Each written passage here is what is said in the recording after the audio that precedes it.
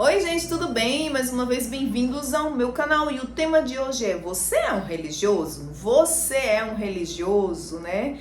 Ai, quantas e quantas pessoas, né, que se agarram à sua religião, que se agarram às suas doutrinas, né, como uma forma de estar conectado com Deus, né, como uma maneira de não se perder de Deus. Aí se agarram à religião, se tornam pessoas religiosas, quando na verdade o que a gente precisa para estar perto de Deus é haver uma quebra no nosso eu, né, uma entrega genuína do nosso ser a Deus, ao Senhor. E muita gente não consegue alcançar essa entrega e acaba se agarrando a religião como uma maneira, né? Ai meu Deus, a única maneira de eu me manter perto de Deus é se eu não perder o culto do domingo. Então se agarra a religião, né? E isso é muito triste. Por quê? Porque a religiosidade, ela não teria uma conotação tão negativa se ela não atraísse tantos exageros, tanta intolerância, tantos julgamentos, tanta hipocrisia. Quando Jesus caminhou entre nós, quando Jesus veio até nós, né? Ele foi vítima de pessoas extremamente religiosas, né? Os fariseus, pessoas extremamente religiosas,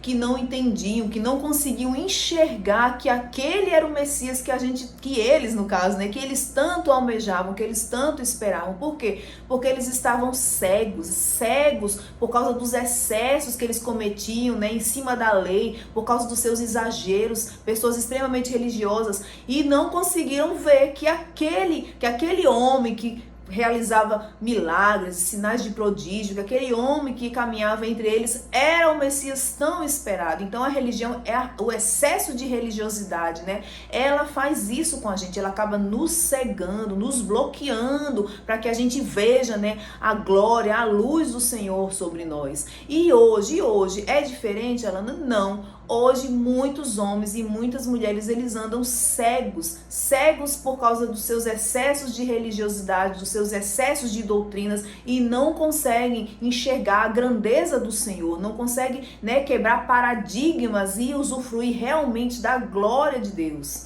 Quão grandiosa era a cegueira espiritual dos fariseus, que eles chegaram a ver Jesus operando milagres em meio às pessoas, operando grandes milagres no meio do povo, né, que vivia andando atrás de Jesus em busca de milagre, em busca de estar com ele, de aprender, de caminhar com ele. Mas o excesso de religiosidade dos fariseus era tão grande que eles chegaram a dizer que quem operava aqueles milagres não era o Espírito Santo de Deus, sim, eram espíritos demoníacos que operavam através de Jesus, operando aqueles milagres, para você ver o tamanho da cegueira que eles estavam vivendo, né? E isso vai bem ao encontro daquilo que eu falei no último vídeo, que fala sobre a blasfêmia contra o Espírito Santo. Eu falei sobre isso no último vídeo, que quem comete blasfêmia contra o Espírito Santo são pessoas que já foram participantes do Espírito Santo. E isso é um exemplo. Os fariseus, eles blasfemaram contra o Espírito Santo de Deus, quando eles disseram que Jesus estava operando milagres porque ele estava cheio de espíritos malignos, né?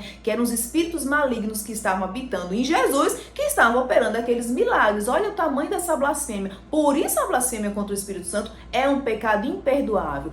E se você parar para prestar atenção na palavra, você vai ver que nas andanças do Senhor, né, enquanto ele operava milagres, enquanto ele ensinava as pessoas, enquanto ele ministrava o evangelho, né, ele nunca fundou uma igreja. Minha gente, Jesus, ele não fundou igreja alguma, ele sempre caminhou pelos montes, ele sempre esteve em meio ao povo, andando de lá e para cá, indo na casa de pessoas que o convidavam. Ele sempre esteve andando. O ministério dele não foi baseado dentro de uma igreja, dentro de um ministério de igreja, de placa de igreja, não. Para você ver que tem tanta gente aí morrendo, né, por placa de igreja, porque minha igreja é melhor, porque minha doutrina é a mais correta, né? Tanta gente religiosa. O que o Senhor nos deixou foi amá-lo acima de todas as coisas, foi obedecê-lo, foi buscá-lo, né? Um coração quebrantado, uma adoração em espírito e em verdade, ser uma árvore frutífera para poder produzir bons frutos, servir as pessoas.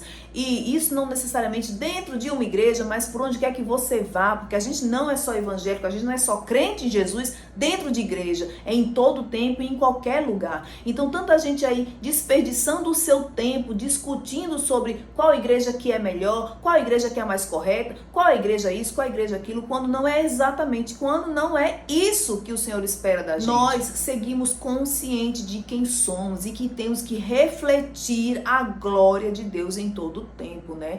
E esse entendimento, ele é abrangente, ele é um entendimento que já vai dissipando toda e qualquer coisa que contrarie o Espírito Santo de Deus, que contrarie o bom senso de quem se diz crente, de quem se diz seguidor de Cristo, né? Então não precisa de doutrina encurralando você, pressionando você para que você tome atitudes que na verdade deve partir de você, de você diante do Senhor, não diante de pastor, não diante de igreja, de irmã, disso ou daquilo, mas diante do Senhor.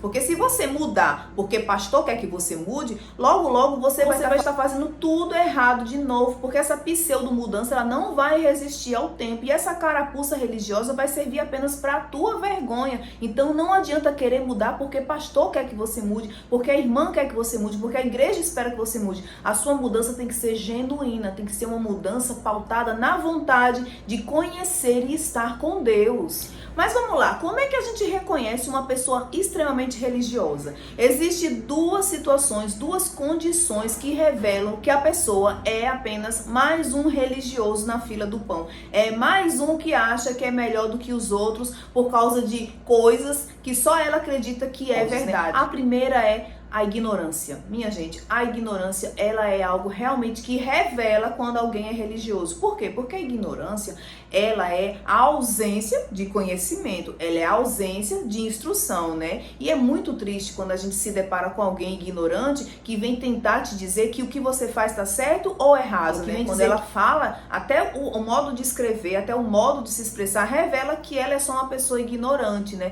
E eu não falo isso com soberba, né? Porque, de fato, a ignorância nada mais é do que a ausência de conhecimento, a ausência de instrução, né? E uma pessoa ignorante é uma pessoa vulnerável, é uma pessoa que se você diz, por exemplo, se eu digo para uma pessoa ignorante que essa bolsa aqui, ela é cor-de-rosa ou ela é vermelha, sem ela nunca ter sabido que se trata de uma bolsa azul, ela vai acreditar, e é dessa forma que acontece com pessoas ignorantes que se tornam pessoas religiosas. Elas escutam muitas coisas, né? Elas escutam de líderes, escutam de pastores, escutam de pessoas e absorvem aquilo como uma verdade. Por quê? Porque elas são ignorantes da palavra, porque elas não se instruíram com a palavra, não aprenderam lá na Bíblia o que é e o que não é certo, né? Então elas vão pelo que escutam e acabam acreditando. Então a ignorância, e você percebe isso na maneira como se comporta, na maneira como escreve, na maneira como se expressa, que se trata de uma pessoa que realmente só está repetindo aquilo que um dia ela ouviu, né? Porque ela não foi ao conhecer, ela não foi na fonte, né? Ela não mergulhou na palavra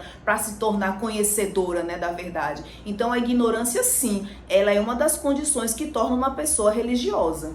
A outra condição são os excessos de doutrina, né? Os excessos de doutrina que acaba tornando o homem uma pessoa extremamente religiosa. A gente sabe que toda doutrina, ela deriva da palavra de Deus, mas a doutrina ela é criada por homens, né? E a doutrina não é maior do que a palavra. Então, sim, esses excessos de doutrina, sim, eles acabam transformando as pessoas não apenas em pessoas religiosas, mas em pessoas soberbas, arrogantes, orgulhosas, onde elas consideram que a doutrina que elas adotaram, né, para viver, para se basear, conforme a sua igreja, são melhores, são maiores, as transformam em pessoas mais corretas, mais santas diante do Senhor, né? Então tem que ter muito cuidado com esses excessos, porque na verdade eles acabam apenas criando barreiras entre Deus e o homem, né? Criando obstáculos, porque eles ultrapassam o que está na palavra de Deus, eles vão além, né? Então tem que estar muito vigilante. Eu volto a dizer, Jesus não fundou nenhuma igreja, ele não fundou a igreja A, a igreja B, a igreja pentecostal, a igreja batista. Isso é tudo criação do homem, organização do homem.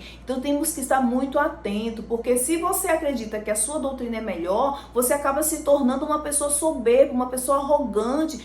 Nós precisamos estar embasado na palavra de Deus. A gente não pode nem além nem aquém do que está na palavra. Precisamos estar conscientes de que nossa religião é Jesus Cristo. É Jesus Cristo. Nós estamos aqui para servir, adorar e amar ao Senhor. Nós estamos sim envolvidos dentro de igreja, né? Porque como diz aquele velho ditado, né? Brasa longe do braseiro esfria. É verdade, é necessário essa comunhão, é necessário estar, né, agrupado, né, perseverando com a mesma fé, sendo a força e a proteção um dos outros. Porém, não existe igreja melhor, não existe igreja pior, né? Cada doutrina, ela vem para organizar, né, a sua igreja, igreja, administrar melhor o andamento dos trabalhos dentro de cada igreja, mas jamais deve ser algo para você se tornar uma pessoa presunçosa, considerar que por causa dessa doutrina você é melhor ou maior do que qualquer outra pessoa. Só existe um melhor e maior, e nós sabemos quem é, né? É Jesus Cristo. Então nós precisamos estar bem conscientes de que a nossa religião, né, de que a nossa servidão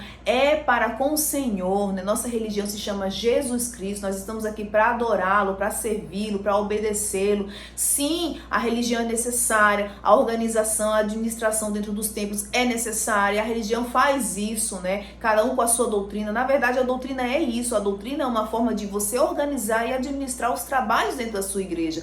Por isso se cria doutrinas. Mas que isso não seja algo que torne o homem uma pessoa presunçosa, arrogante, julgadora, hipócrita, né? Porque nós estamos aqui, nós devemos nos respeitar. Nós somos um corpo só. A noiva é um corpo só que ama e adora ao Senhor. Então a gente tem que estar bem consciente do nosso papel como cristão, acima de qualquer denominação, acima de qualquer doutrina, certo? E o vídeo de hoje era sobre isso, e eu espero que edifique a sua vida, né? As minhas palavras, que você busque cada vez mais a presença de Deus, porque só quem nos convence do pecado, só quem nos estimula a viver mudanças é o Espírito Santo de Deus. E eu fico por aqui, certo? Beijos e até o próximo vídeo.